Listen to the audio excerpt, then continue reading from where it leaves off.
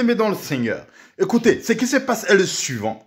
Quand tu commences à envier quelqu'un comme la sœur vient de dire, tu vas commencer à te détourner vers ton propre objectif et vers la vision d'excellence que Dieu t'a donnée. C'est pour ça que ce qui se passe est le suivant. Tu ne dois pas commencer à voir et à viser. Nous ne devrons pas commencer à voir et à viser ce que l'autre a. Peut-être que dans le trou de l'autre qui a creusé, il y a un seul diamant. Mais peut-être 1 mètre plus loin, il y a plusieurs diamants dans ton trou que Dieu te réserve. Autrement dit, peut-être la bénédiction que Dieu te réserve est beaucoup plus grande que celui que ton frère a maintenant. Parce qu'un grand arbre prend du temps pour grandir. Il prend du temps pour s'enraciner et grandir. Comme ça, quand la tempête vient, il est encore constant, il résiste.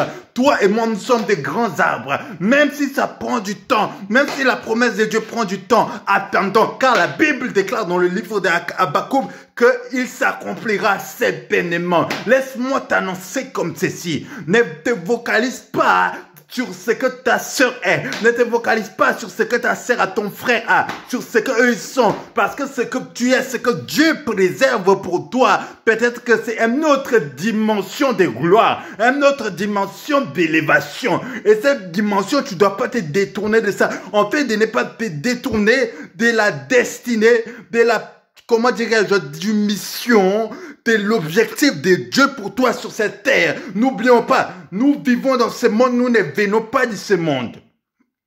C'est pour ça que laissez-moi vous annoncer comme ceci.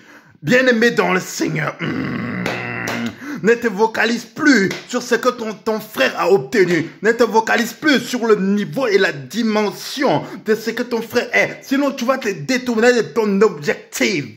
Parce que laisse-moi te dire, si tu aimes ton prochain comme toi-même, je ne suis pas en train de dire qu'il faut te battre plus que ce que tu es en train de faire pour ton prochain. Parce que la Bible dit aime ton prochain comme toi-même. La Bible n'a pas dit aime ton prochain plus que toi. Ce qui signifie que quoi? C'est que tu es capable de te faire à toi-même qui peut être une bénédiction pour toi. Tu peux faire aussi pour l'autre. Mais ça ne veut pas dire, bien-aimé dans le Seigneur, de commencer à t'en prendre à l'autre parce qu'il est mieux que toi. De commencer à t'en prendre à l'autre, à s'en prendre à l'autre parce que l'autre obtient beaucoup de choses plus que toi. Peut-être que c'est son temps, gloire au Seigneur. Mais ça ne veut pas dire que tu as commencé à courir et à faire la concurrence envers lui. Pourquoi? Parce que chaque personne a sa grâce. Peut-être que Dieu te voit dans un autre domaine d'excellence. Vocalise-toi sur le domaine lequel Dieu te voit. En ce moment-là, les gens qui t'ont rejeté vont vouloir devenir tes alliés. Les portes qui te sont fermées seront ouvertes pour toi. Aïe, aïe, aïe.